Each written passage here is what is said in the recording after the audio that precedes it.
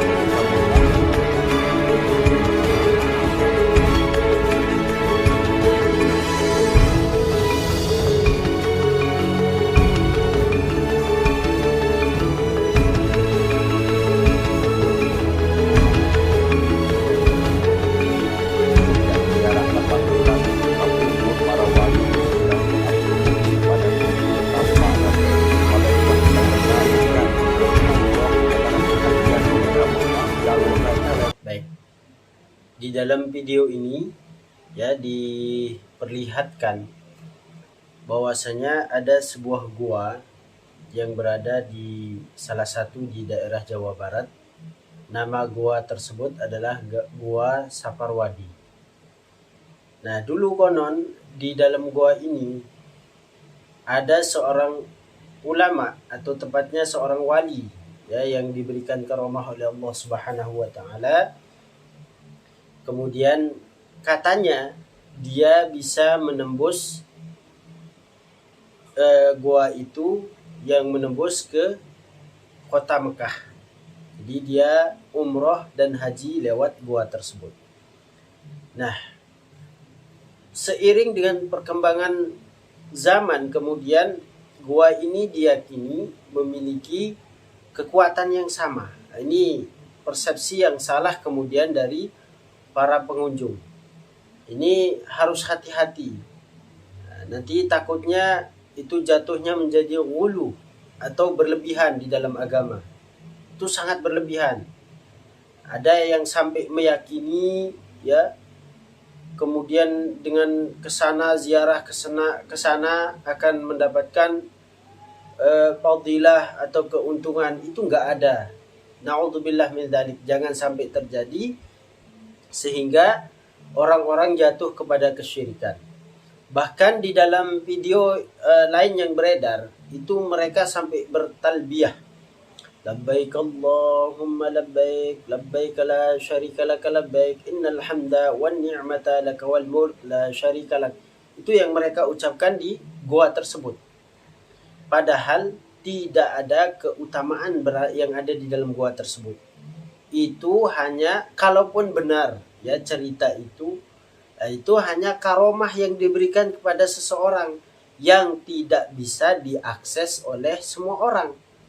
Jadi karomah itu diberikan kepada seseorang yang tidak bisa diakses oleh umum. Ya, kalau bisa diakses oleh semua orang, bukan karomah namanya. Jadi karomah itu diberikan kelebihan hanya pada kekasih Allah.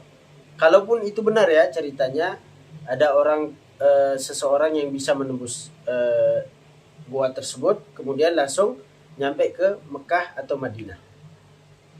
Padahal ya di dalam hadis Nabi SAW, ketika malaikat Jibril itu bertanya kepada Nabi SAW, apa kata malaikat Jibril? Akhbirni anil Islam. Maka Nabi menjawab, al-Islamu an tashhada an la ilaha illallah wa anna Muhammadar Rasulullah wa tuqimas salah wa tu'tiyaz zakah wa tasuma Ramadan, kemudian wa tahijjal baita in istata'a ilaihi sabila. Nah, ini yang termasuk daripada rukun Islam, itu yang terakhir adalah wa tahijjal baita in istata'a ilaihi sabila.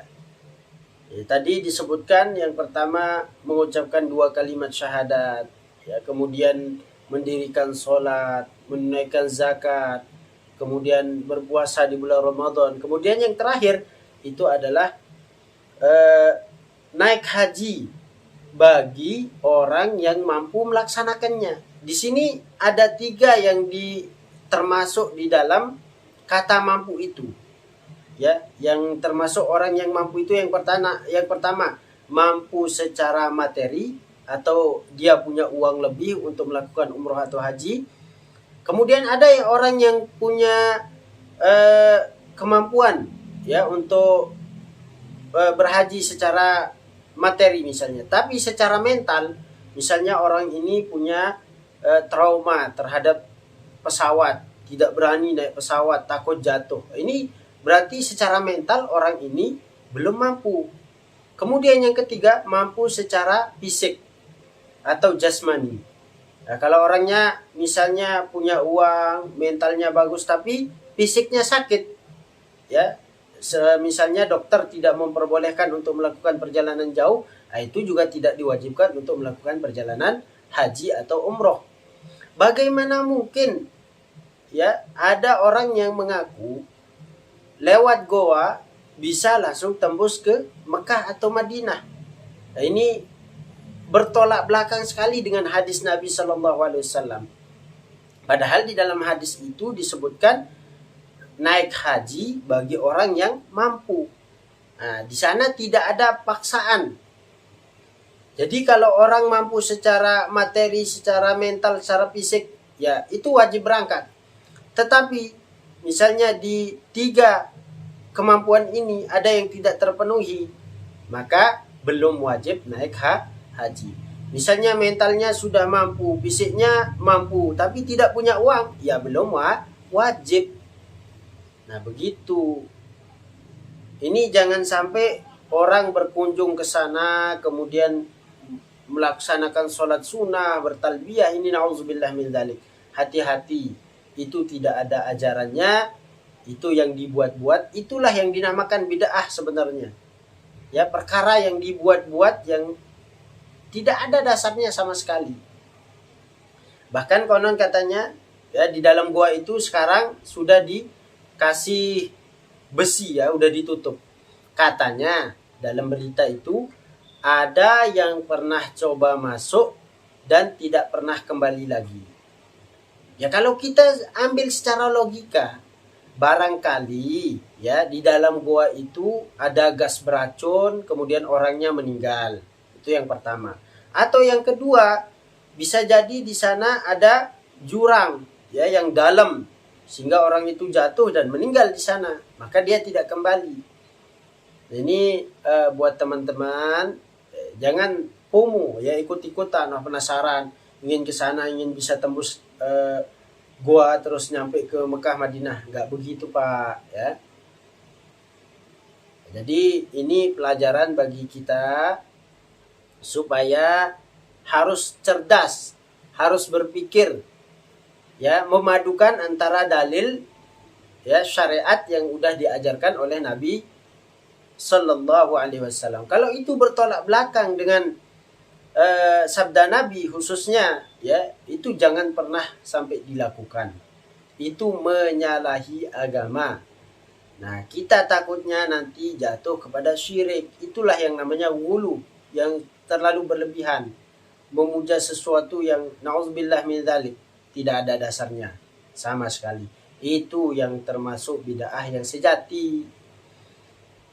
Nah, mungkin ini komentar saya. Semoga kita semua dijauhkan dari sifat syirik ya oleh Allah Subhanahu wa taala. Semoga Allah senantiasa istiqomahkan kita dalam keimanan dan keislaman.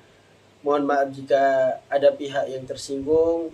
Di sini saya tidak menyalahkan dan lain sebagainya, tapi ini dalam rangka saling mengingatkan ya dalam kebaikan. Mohon maaf. Assalamualaikum warahmatullahi wabarakatuh.